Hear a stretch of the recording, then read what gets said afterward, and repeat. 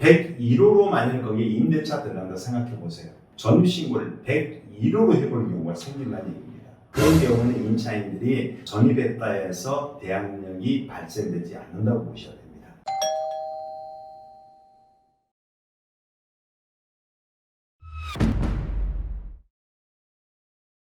안녕하십니까.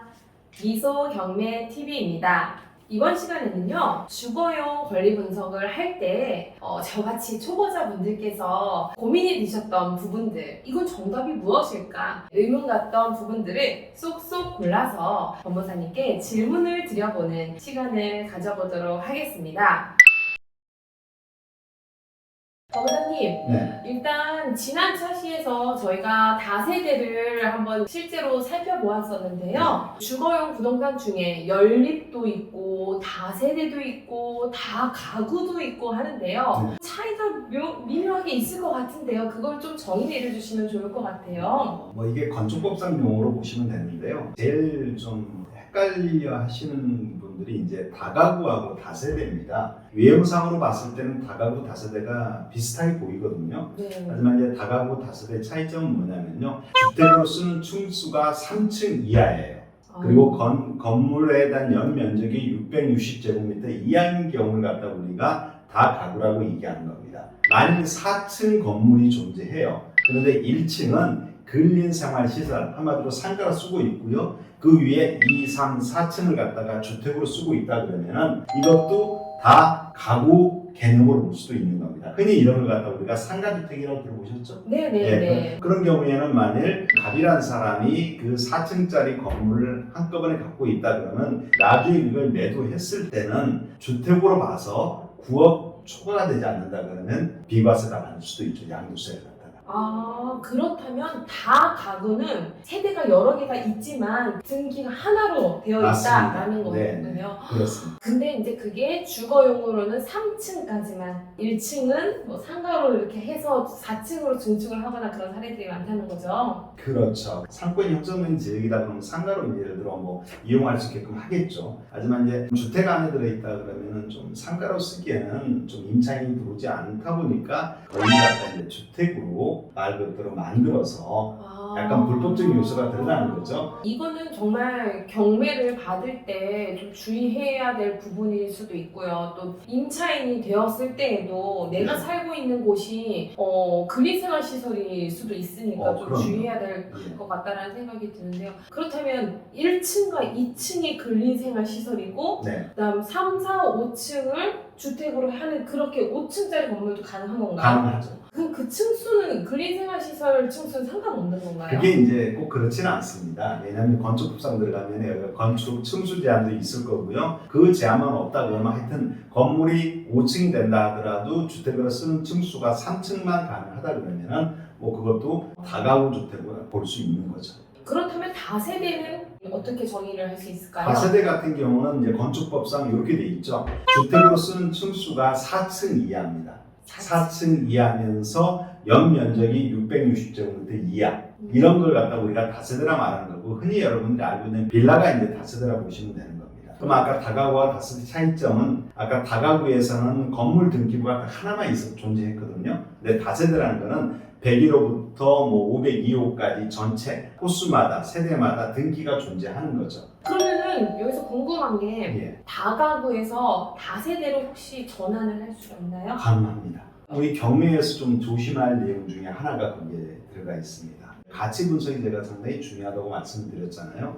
그래서 현장 갔을 때 보면 이제 아주 오래된 건물들이 애초에 건물 신축할 때는 다가구로 해서 용도로 해서 허가를 받아서 건물을 지었다는 거죠. 네. 그런데 그분이 그 건물의 소유자가 한 2010년도라든가 15년도에 그 다가구를 갖다 다세대로 용도 전환할 수가 있습니다. 2015년도에 다가구를 다세대로 용도 전환했기 때문에 그때 2015년도에 101호에 대한 소유권 보존 등기가 나타나는 거죠. 네. 그때 그 당시에 건축물 대장이 2015년도에 만들어진다는 얘기거든요. 등기 봤을 때는 2015년도에 보존 등기가 돼 있는 거죠. 네. 그리고 건축물 대장의 전유 부분을 띄어봐도 2015년도에 신축된 사용증 그런 식으로 나왔다는 겁니다. 입찰자들이 단순히 그 장부에 나타난 건축 용도만 보고 2015년도 건물을 판단해서 입찰 들어가면 절대로 안 된다는 거죠. 그렇기 때문에 이렇게 용도 전환이 되었는지 안 되었는지도 좀 판단을 해봐야 할 것 같은데 그건 어떻게 알 수 있을까요? 건축물 대장을 띄었을 때 전유 부분만 띄지 마시고 101호다면 101호만 띄지 마시고요. 표지부를 띄워보시면 됩니다.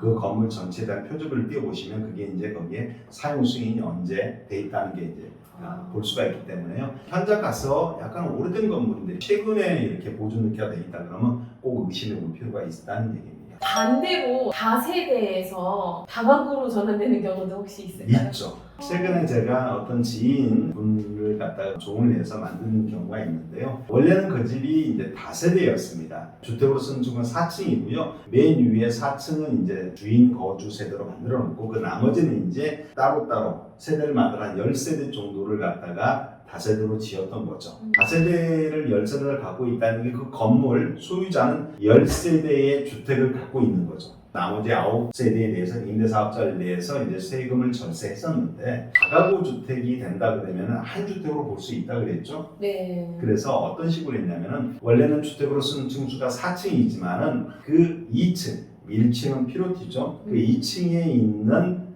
주택을 갖다가 근인생활 시설로 용도를 전환해 버렸죠. 그런 2, 3, 4를 갖다 전체 하나 묶어서 결국은 다세대에서 다가구로 반대로 용도 전환을 해버린 거죠. 그럼으로 인해서 세금을 절세할 수가 있다는 겁니다.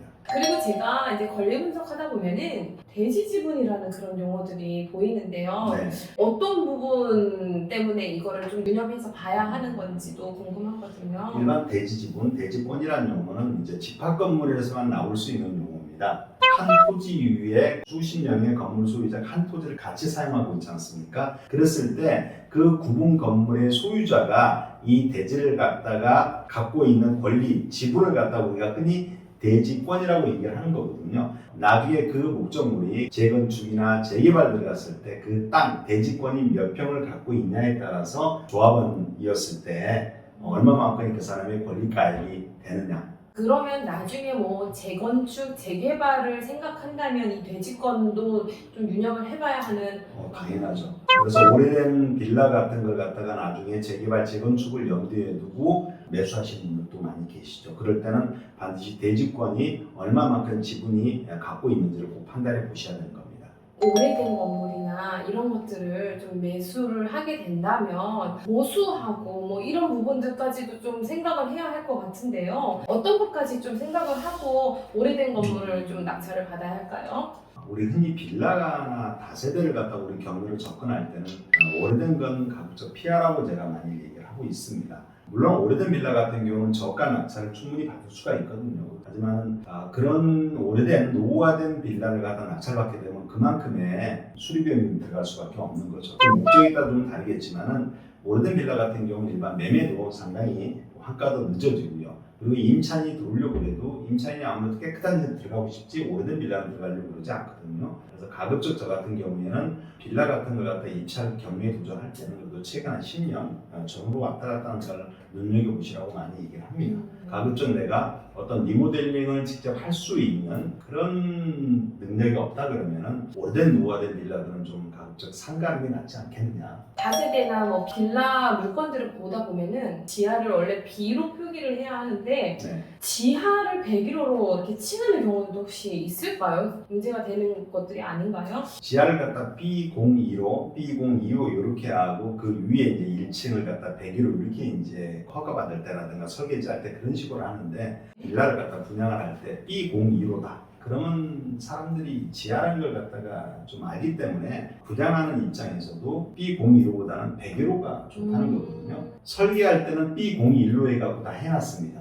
그런데 막상 그 집에 분양할 때를 갖다가 그 현관문에다가 B01호로 한 게 아니고 101호로 기록을 하는 거죠. 하지만 대장이라든가 이런 거 보면은 등기부에 보면 B01호, B02호로 기록이 돼 있거든요.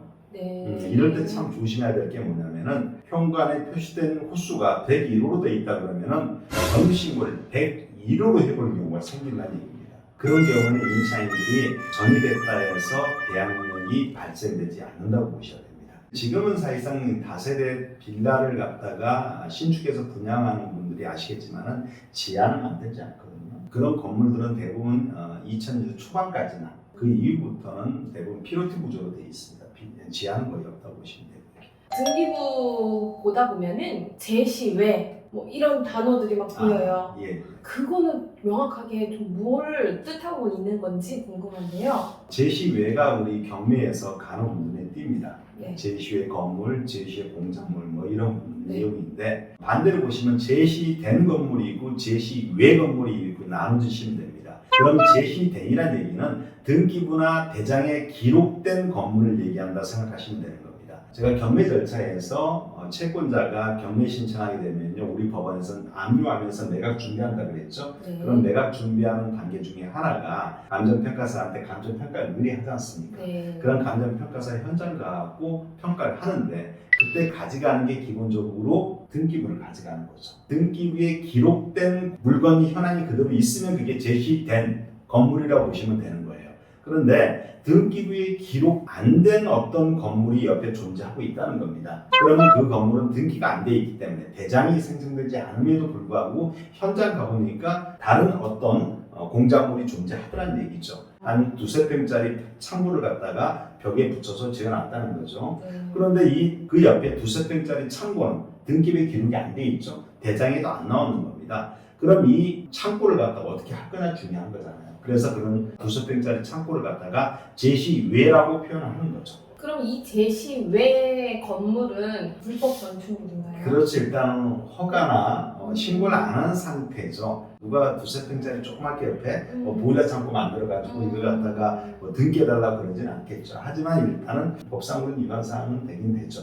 간혹 다세대 뭐 빌라 같은 경우에 탑층에 이렇게 발코니 부분을 지붕으로 덮어가지고 하는 맞습니다. 경우들이 있잖아요. 그렇죠? 예. 그런 사례들 같은 경우에도 조금 주의해야 될 사항들이 있을 것 같은데 그렇죠? 그렇죠. 일단 그럴 때도 제시외라고 우리 감정평가서에 나오거든요. 제시외에 된 건물 자체가 감정평가서에 포함이 돼서 나중에 낙찰자가 소유권 취득하느냐도 따져보셔야 돼요. 그래서 감정평가서 안에 포함이 돼서 매각대금에 포함이 됐다 그러면은 낙찰자가 자기 소유권을 주장할 수 있다고 볼 수 있습니다. 그런데 위반 건축물로 등재될 가능성도 존재하죠. 그럼 위반 건축물로 등재됐다는 얘기는 관할 지자체에서 어떻게 되겠습니까? 원상이 하라 그러겠죠.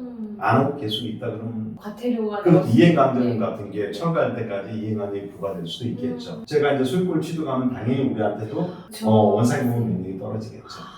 그래서 이런 내용이 있을 때도 반드시 해당 관서 담당분하고 한번 서로 상의를 해봐야 되지 않겠느냐 생각이 듭니다. 이렇게 해서 제가 초보 경매인으로서 궁금했던 점을 여러분들을 대신해서 법무사님께 여쭤보았는데요. 도움이 되셨다면 구독, 좋아요, 알림 설정 부탁드리도록 하겠습니다. 모두 감사합니다.